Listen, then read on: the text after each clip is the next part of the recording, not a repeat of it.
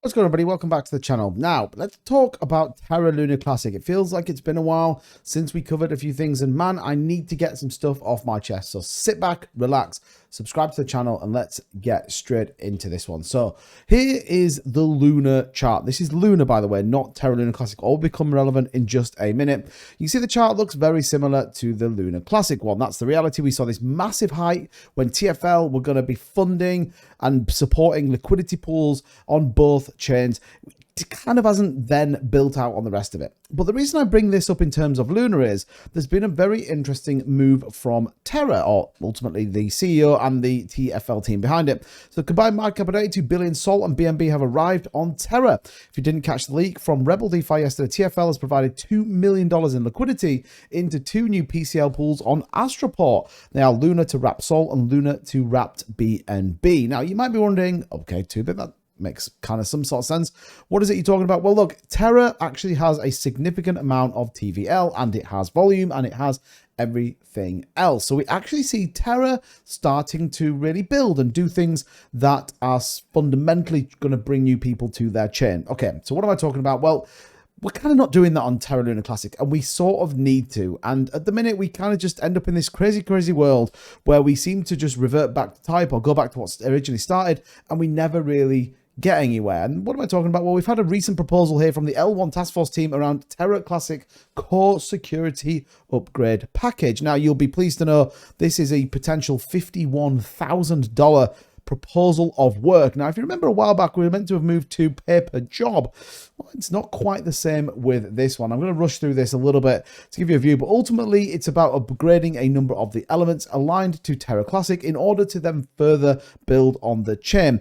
You can see here the executive summary. The core security upgrade package aims at addressing the security risks, lack of new features originated from legacy components of Terra Classic. Successfully updating these core components will provide up-to-date security and stability, as well as enabling the infrastructure needed for TFL support. Now, the last part of that, TFL support, I'm all for 100%. They've just given $2 million worth of liquidity. However, the rest of it doesn't quite seem to make much sense to me, especially when you start to work through a potential 11-week plan with lots of different aspects to it. And then you get to the cost, which ultimately, like we said, will be an initial down payment of $21,500, with therefore a second payment to make $52,000 on this one. You can see here, these are the people that ultimately are going to propose to do the work, which I think is interesting. Now, here's the question I've got for you.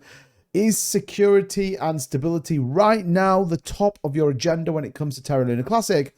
Or is it the fact that the price on the chart looks like this? And ultimately, when we take a look at the TVL for Terra Classic, well, there isn't really a lot there. That's the reality. We need to see a little bit of movement, 3.16 million, and it kind of isn't doing much at all. So we want to see building on the chain. This is the kind of crazy thing that I'm struggling to get my head around a little bit. We need building. We need to continue doing the burns. We have Binance that is supporting us with that burn narrative. But whenever we get these proposals where all of a sudden it feels like, and it's only my opinion, and you're very welcome to your own, you can drop it in the comments what you think, we are trying to extract some of that money out of the community pool, take the money and go and do something that I don't think anyone has asked for right now. I certainly am not aware of security issues that would cause me a significant risk or where I wouldn't use the chain. So I'm interested to know your thoughts on this one. Like I said, there's a lot of technical stuff to it around contact dApps and upgrade test nets and integration end-to-end of testing contract migrations and lots more. Is this truly what is important right now? Is this truly what do we need? Or, like I said, do we need to continue to start to see burns? Do we need to continue to bring people to the chain? How do you bring them to the chain? That's the important bit. I've talked a lot about our community pool and how we can use this. But look, 300 million burn today is a good number for us. It's actually a good solid number. We have that Binance burn coming up very soon. You can see once again, we continue with staking nearly 15%, and community pool is looking pretty healthy.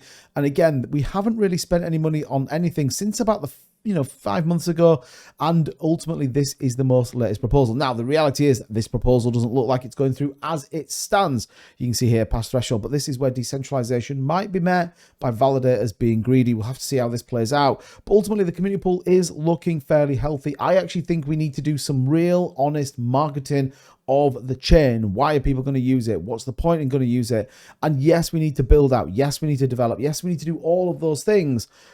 I just aren't sure it's an 11-week program for $52,000 right now, given that we don't really understand, or certainly I don't understand what it is. Let's take a look at the price. Obviously on Lunk right now, we can see there 9282, the current price down, and holding on to this 60-minute second most important trend line that we have on here now, 9081. Again, if you're interested, by the way, these are chart prime indicators. There is a link in the description if you want to check it out and use these. You're going to get a 30% discount. They offer fantastic indicators as well as Discord channels and a YouTube channel so that you can get the best out of these indicators so that you're on point with your trading strategies. Like I said, tons of stuff, selling signals, reverse signals, strong signals, support lines, everything you could possibly imagine from some indicators are available at Chart Prime. Check out that link and get that discount in the description.